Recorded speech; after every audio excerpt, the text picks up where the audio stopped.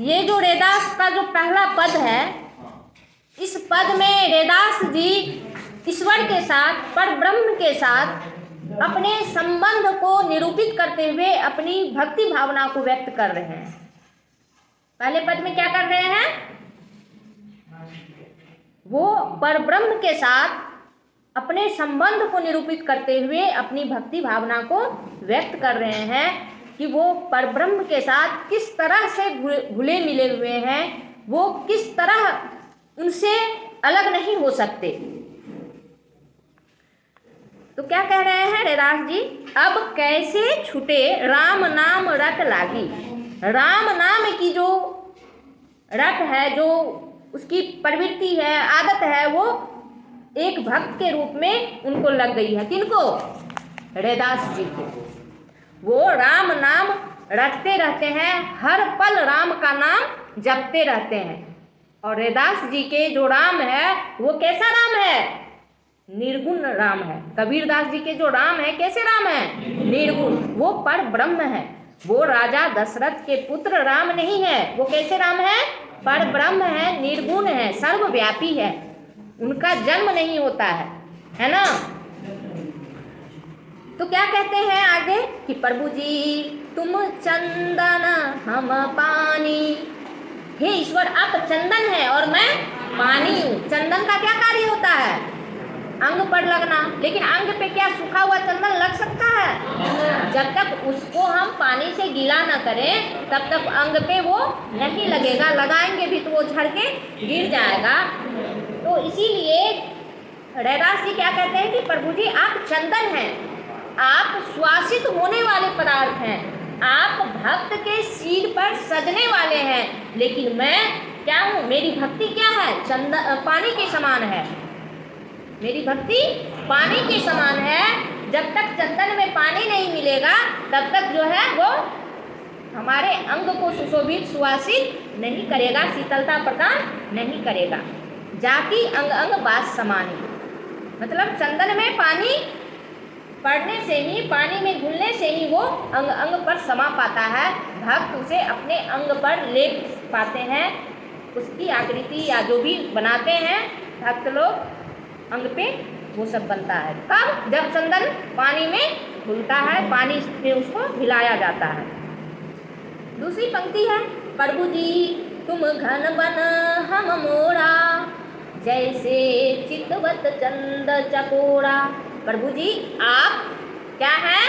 घन बन, बादल बन जाइए। अगर आप बादल हैं, बादल क्या करता है? बादल धरती की प्यास बुझाता है ना। अगर बादल ना बरसे तो धरती पे हरियाली होगी? तो धरती को हरा भरा रखने का काम कौन करता है? बादल। उसी तरह से ईश्वर अगर बादल हो जाए, अपने भक्त के मन में उत्साह उमंग बनाए रखे, भक्ति की भावना जगाए रखे, तो एक भक्त के रूप में रैदास जी क्या कह रहे हैं कि हम मोर हो जाते हैं। अगर आप बादल होते हैं तो हम वह मोर हो जाते हैं जो बादल को देखकर इतना इतना आनंदित होता है कि आनंद में वो नृत्य करता है।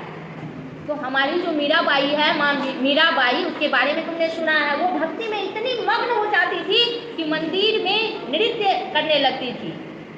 तो यही बात, यही आत्मा के आनंद का उल्लेख भक्ति में पढ़ने पर रैदास जी कर रहे हैं कि हे प्रभु, हे परमपिता परमेश्वर, अगर आप बादल स्वरूप हो जाते हैं, आनंद प्रदान करने वाले, भक्त के हृदय में उत्साह उमंग जगाने वाले हो जाते हैं, तो हमारी प्रवृत्ति, हमारी विशेषता मोर के समान हो जाता है। हम मोर की भांति आनंद में नृत्य कर उठते हैं। हमारी आत्मा इतने आनंद मग्न हो जाते हैं कि हम नृत्य करने लगते हैं। जैसे चितवत चंद चकोरा, ये बादल और मोर का संबंध वैसा ही है जैसा चांद और चकोर। चकोर एक पक्षी का नाम है। किसका नाम है? चकोर एक पक्षी का नाम है जो चंद्रमा को निहारता है ना। उसे चंद्रमा से बेहद प्रेम होता है। चंद्रमा को वो रात भर निहारता रहता है। तो उसी तरह से कवि कहते हैं कि आप अगर चंद्रमा हैं तो हम चकोर हैं। आपको निहारते हुए, आपके ध्यान में मग्न रह बढ़ाते हुए हम कभी थकते नहीं हैं। तो विशेषता कैसे बता रहे हैं कि अगर आप बादल हैं तो हम मोर हैं। कैसे? जैसे चंद्रमा और चकोर है। यहाँ उपमा दे रहे हैं, है ना। प्रभु जी तुम दीपक हम बाती, जाकी ज्योति बड़े दिन राती। बड़े मना बढ़ना, जलाना। कहे दिव्या बात करे, हम लोग भी बोलते हैं ना। अभी तुम लोग दिव्या देखा है कभी? देखा है? जब बिजली चली जाती होगी तो दादी या माँ कहते हैं दिव्या बैठ गई, था बोलते हैं ना ऐसा। तो बारना मतलब जलाना, बारना मतलब जलाना, प्रज्वलित करना। तो क्या कहते हैं कबीर जी, रैदास जी कि हे प्रभु, हे परमपिता परमेश्वर, अगर आप दीपक है, दीपक मतलब दिया, दीपक मतलब दिया, तो हम उस दिया के बाती हैं। बाती को हम लोग क्या बोलते हैं? बाती को हम लोग क्या बोलते हैं रे? बतियार बोलते हैं, बोलते हैं ना। तो कवि जो है रैदास जी एक भक्त के रूप में स्वयं को कैसे निरूपित करते हैं? बतिहर के रूप में, बाती के रूप में। अगर हमारा शरीर एक दीपक है तो उसमें जो परमात्मा का अंश है वो क्या है? बाती है, ठीक है। लेकिन यहाँ पे रैदास जी क्या कह रहे हैं कि प्रभु जी तुम दीपक हम बाती। आप दीपक है और मैं उसका बाती हूँ। बाती कहाँ रहता है? दीपक में रहता है ना। अगर दीपक न रहे तो बाती का हम लोग कोई उपयोग कर सकते हैं? नहीं कर सकते हैं। और अगर बाती न रहे तो दीपक को क्या हम लोग जला सकते हैं? उसमें तेल भी डाल दें तो क्या उसका कोई उपयोग है? तो रैदास जी इस अनुपम संबंध के बारे में बोल रहे हैं कि हे परमात्मा, अगर आप दीपक है तो हम क्या हैं? बाती हैं।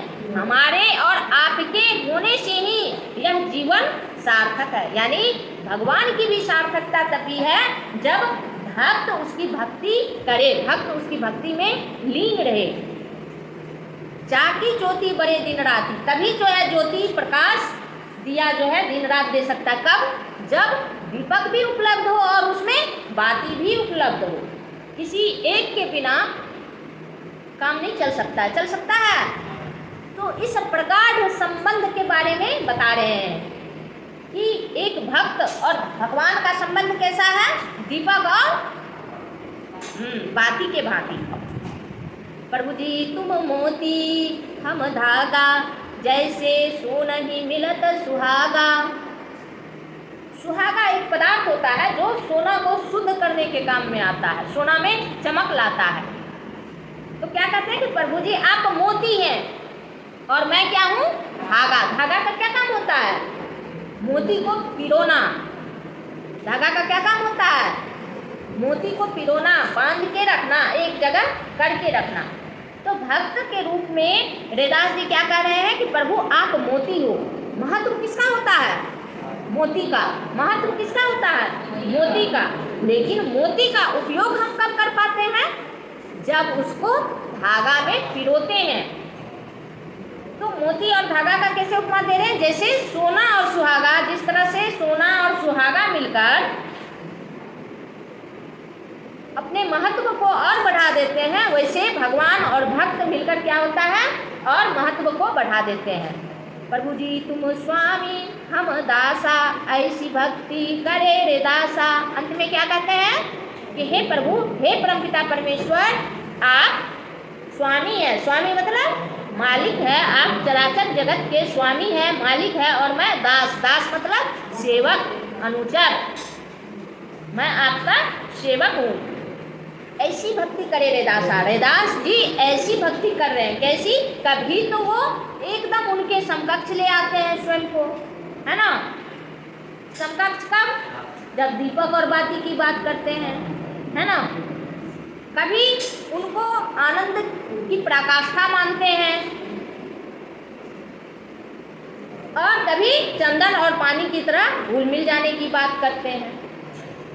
और अंत में कहते हैं कि हे परमपिता परमेश्वर, आप चराचर जगत के मालिक हैं और मैं सेवक हूँ। और हमारी गीता में भी कहा गया है कि हम जो भी कर्म करते हैं, अगर इस भाव से करें कि हम कुछ नहीं, ये सब परमात्मा के आदेश से हो रहा है, परमात्मा का कर्म है, तो वो क्या होता है? भक्ति का स्वरूप। हमारे कर्म जो है भक्ति का स्वरूप हो जाता है। तो यही कहते हैं कि हम दास हैं, जो कुछ भी संसार में हम कर रहे हैं एक सेवक के रूप में, उस परब्रह्म परमात्मा के सेवक के रूप में हम कर रहे हैं। इसमें मेरा कुछ नहीं है और आप मालिक हैं, मतलब हम आपके अधीन हैं। जो कुछ कर रहे हैं आपकी कृपा से, आपके ही चरणों में समर्पित है मेरे सारे कार्य। कोई प्रश्न?